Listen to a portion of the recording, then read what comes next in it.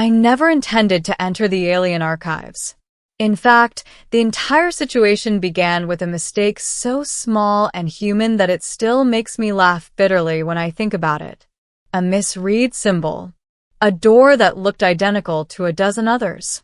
One careless step forward. And then, my life, my understanding of history, identity, and my place in the universe, fractured and reassembled into something unrecognizable. At the time, I was nothing more than a contracted linguistic analyst aboard Helios Station, a neutral research hub orbiting the blue-white gas giant Avarice Prime. Humans weren't rare in this quadrant anymore, but we were still considered fragile.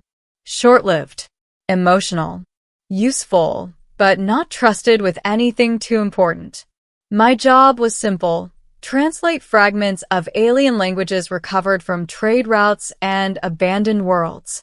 I worked long hours in quiet rooms, staring at glyphs older than my species, trying to squeeze meaning out of silence. It was boring work, safe work. I liked it that way. The archives were not part of my assignment. Everyone knew about them, of course. The Valith Archives, a colossal data repository maintained by the Valith Union, containing records that supposedly stretched back millions of years. Entire civilizations cataloged from their rise to extinction. Wars mapped in horrifying detail. Technologies documented and sealed away. And most importantly, the archives were forbidden. No humans allowed. No exceptions. So when I found myself standing in front of an iridescent doorway pulsing with slow, liquid light, I assumed it was just another secured translation vault. My access band hummed softly, syncing with the station systems. A panel of shifting symbols appeared. I raised my wrist, the band flashed green, and the door opened. Just like that. The air on the other side felt heavier. Charged. It carried a faint metallic scent mixed with something old, like dust and ozone. The room was enormous, far larger than the corridor should have allowed. The ceiling vanished into darkness, pierced by floating lattices of light that rearranged themselves constantly. I froze. Rows upon rows of crystalline structures hovered in the air, each containing streams of glowing symbols, images, and moving holographic scenes. Voices whispered, not audibly, but directly into my mind, overlapping impressions of languages I had never learned. My first thought was panic. My second was awe. I should not be here, I muttered, my voice swallowed by the space. The door behind me dissolved into light. That's when the archives noticed me. A presence brushed against my consciousness, vast, ancient, and intensely curious. The whispering stopped. The floating structures shifted, reorienting themselves toward me as if I were a newly discovered specimen. Unauthorized entity detected, a voice resonated, not heard, but understood. Biological classification, human.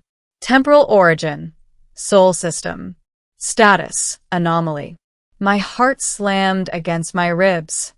I'm sorry, I said instinctively, as if apologizing to a god. This was an accident.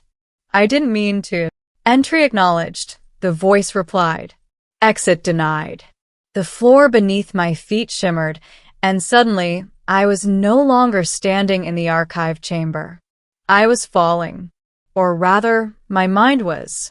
Images flooded me in rapid succession, stars igniting, galaxies colliding, species rising from oceans and deserts, building cities, worshipping suns, destroying themselves in fire and silence. I felt lifetimes pass in seconds. I experienced memories that were not mine, triumph, terror, love, regret. I screamed, but there was no sound. Then, abruptly, it stopped. I collapsed onto a smooth surface, gasping for breath, my hands trembling. The archives were formed around me, calmer now, almost attentive. You are not recorded, the voice said. Yet you exist. This contradiction is unacceptable. I push myself up, my head spinning. What do you mean not recorded?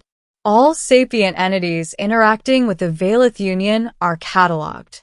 Your species is classified as pre-contact. Observation-only status. No direct integration. That's not true, I said. Humans have trade agreements, shared stations, cultural exchanges. A pause. Recent developments, the voice acknowledged. However, you do not exist within predictive models. A chill crept down my spine. I'm just a translator. You are a divergence point. The archives began projecting images around me, charts, timelines, branching probabilities. In many of them, humanity never left its home system. In others, we burned ourselves out in nuclear fire or faded quietly into obscurity. Only a handful showed humans spreading into the stars. And in almost none of them did I appear.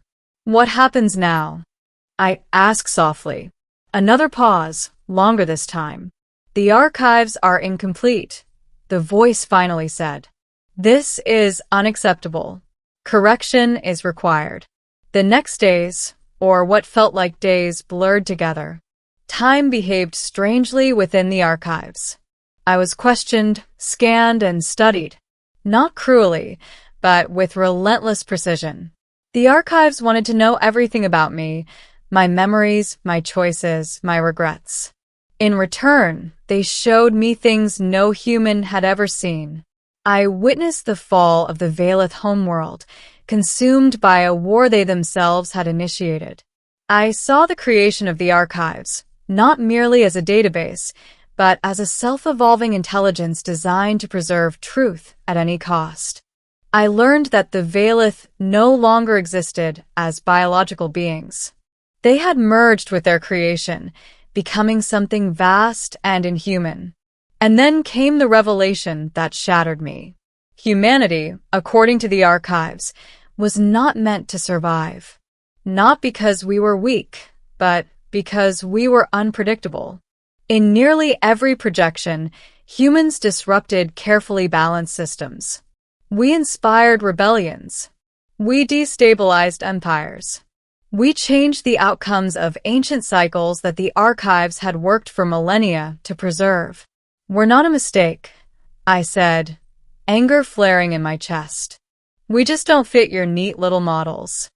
Chaos is inefficiency, the voice replied. Inefficiency leads to collapse. Or growth, I shot back. Or something new. The archives considered this.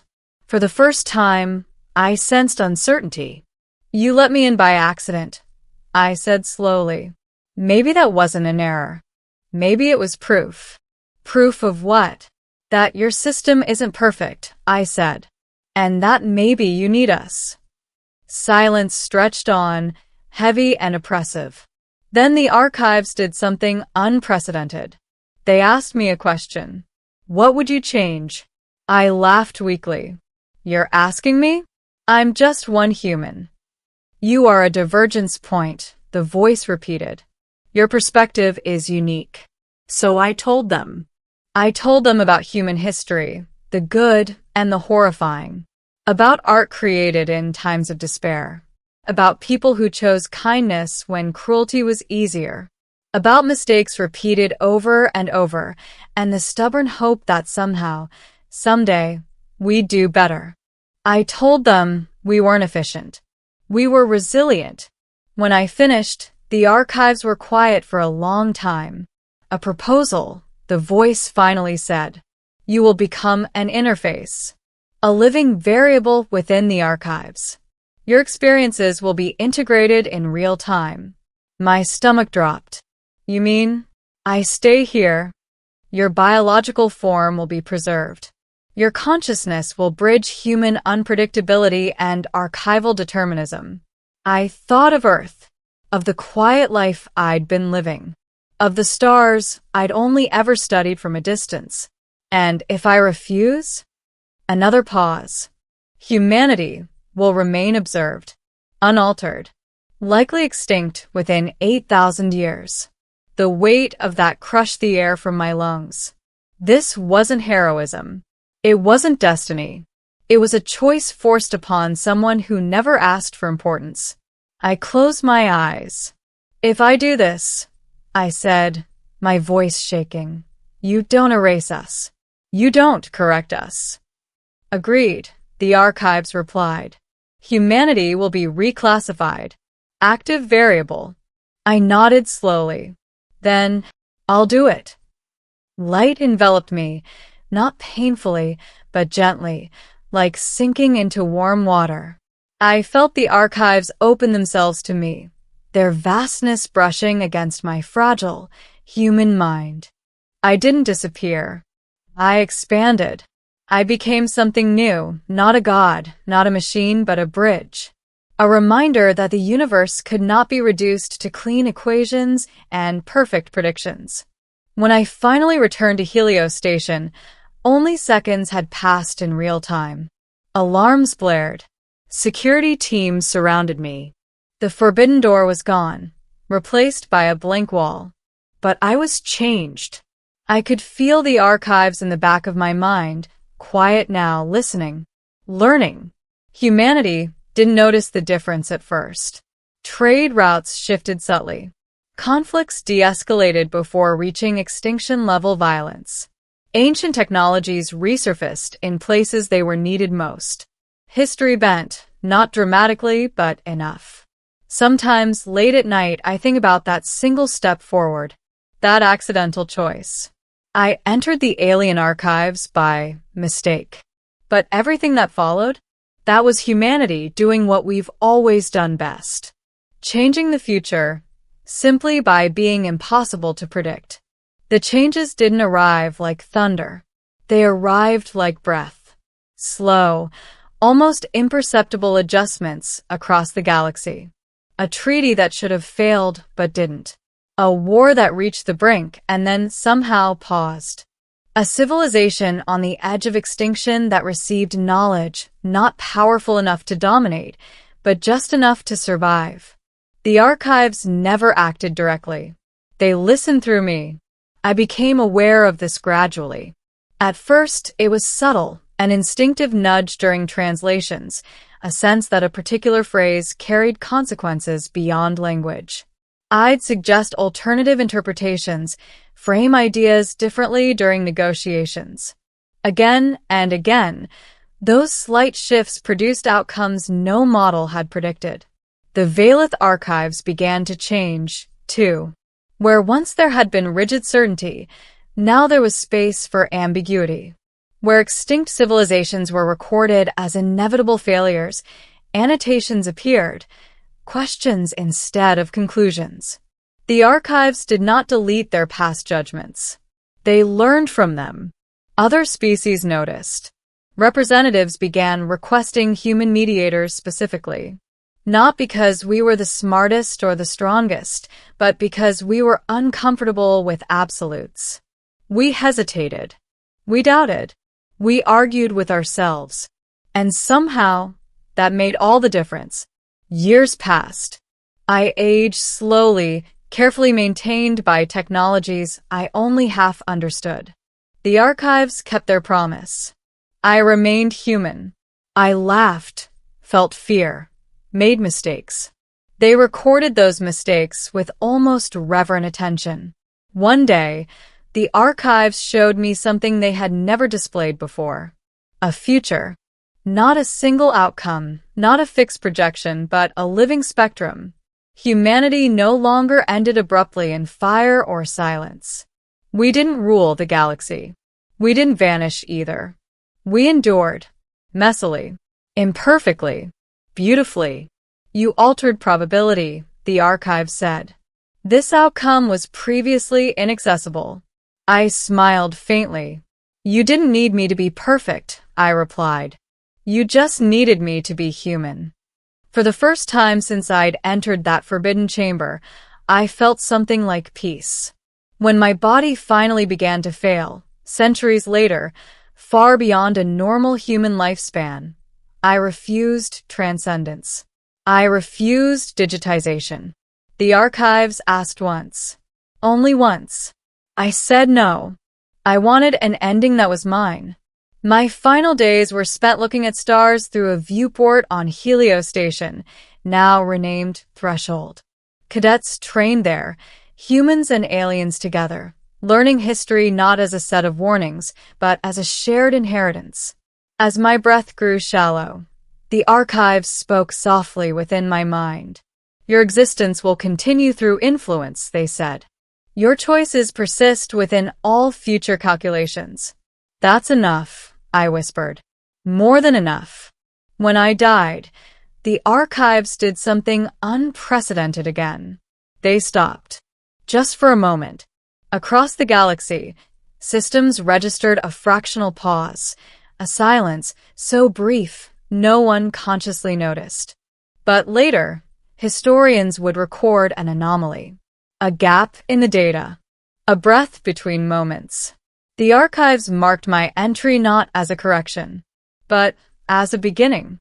And somewhere, far in the future, when another door opens by accident, when another small, fragile being steps where they were never meant to be, the universe will be ready to change again, because it learned something vital that day. Not everything important is planned. Not every variable can be controlled. Some futures only exist because someone walked forward anyway.